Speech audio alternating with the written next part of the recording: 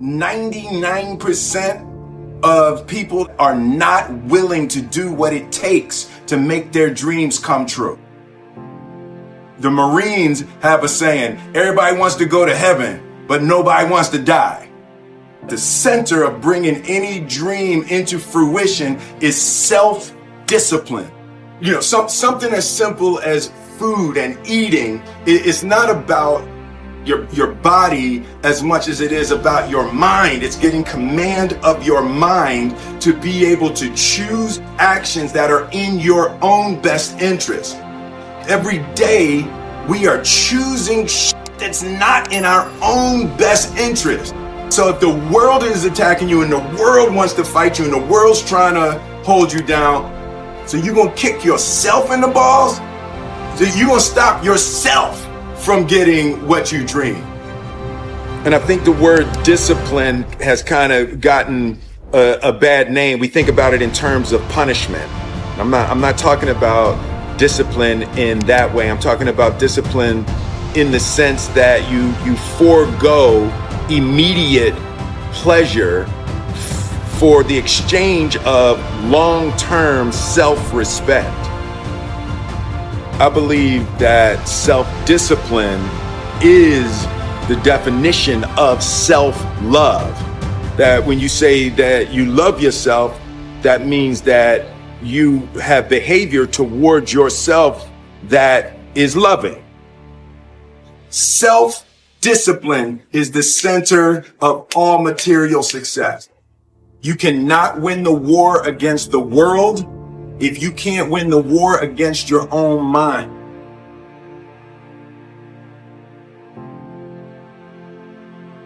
Self-love is when you say to yourself, oh, man, look, I know you and that girl got a real connection. I know y'all vibe, but that's your girl's cousin.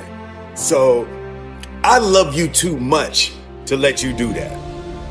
It's like you say to yourself, hey man, look, I know you want to eat that pizza and it'll be really good, you know, but I can't let you eat that, man, because if you eat that pizza, you're going to feel like shit, you know, and I love you too much to let you eat that. Self-love is, hey, look, I know you got a test on Monday, you know, and I know you really want to go out with your friends. It's Saturday night, you want to go out, but if you fail that test, you're not going to feel good about yourself. You know, I love you too much to let you go out tonight. Self-discipline is self-love. If you want to be happy, you have to love yourself, which means you have to discipline your behavior. The road to sustained happiness is through disciplining your behavior. We tend to base our self-esteem on what other people think. And that's not really self-esteem. Self-esteem is supposed to be how we feel about ourselves. And I was just saying how dangerous it is to allow other people to determine how you're going to feel about you. And it's kind of like looking into a broken mirror. You're going to look in a broken mirror and then change your face to try to look good in this defiled, busted, broken mirror. And it just, other people's opinions is a really way to determine how we feel about ourselves.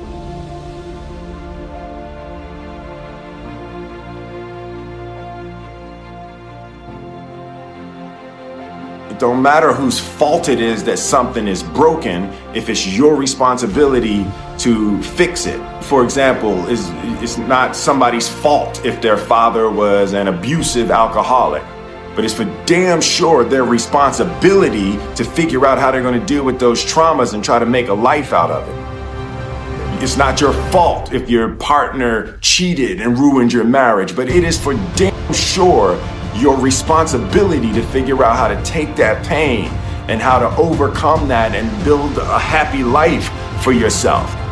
Fault and responsibility do not go together. It sucks, but they don't. When something is somebody's fault, We want them to suffer. We want them punished. We want them to pay. And we want it to be their responsibility to fix it. But that's not how it works, especially when it's your heart. Your heart, your life, your happiness is your responsibility and your responsibility alone. As long as we're pointing the finger and stuck in whose fault something is, we're jammed and trapped into victim mode. When you're in victim mode, you're stuck in suffering. The road to power is in taking responsibility. Your heart, your life, your happiness is your responsibility and your responsibility alone. You can make a person smile, you can make a person feel good, you can make a person laugh, but whether or not a person is happy is deeply and totally and utterly out of your control. The prerequisite for spending time with any person is that they nourish and inspire you. They feed your flame.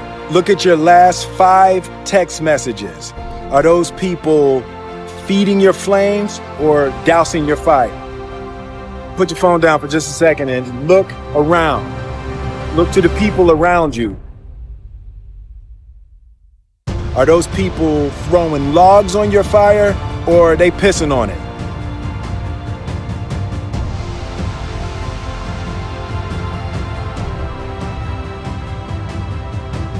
I want my life, I want my work, my family, I want it to mean something. And it's like, if you are not making someone else's life better, then you're wasting your time. The separation of talent and skill is one of the greatest misunderstood concepts for people who are trying to excel, who have dreams, that want to do things. Talent you have naturally. Skill is only developed by hours and hours and hours of beating on your craft. You don't try to build a wall. You don't set out to build a wall. You don't say, I want to build the biggest, baddest, greatest wall that's ever been built. You don't start there. You say, I'm going to lay this brick as perfectly as a brick can be laid. There will not be one brick on the face of the earth that's going to be laid better than this brick that I'm going to lay in this next 10 minutes. And you do that every single day, and soon you have a wall. And I think psychologically, the advantage that gives me over a lot of people that I have been in competition with in different situations is it's difficult to take the first step when you look how big the task is.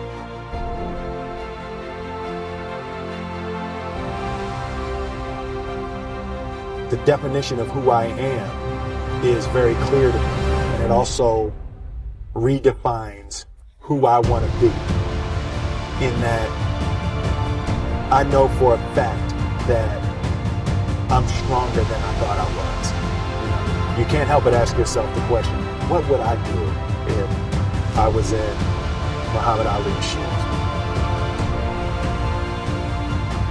I'm motivated by fear. I hate being scared to do something.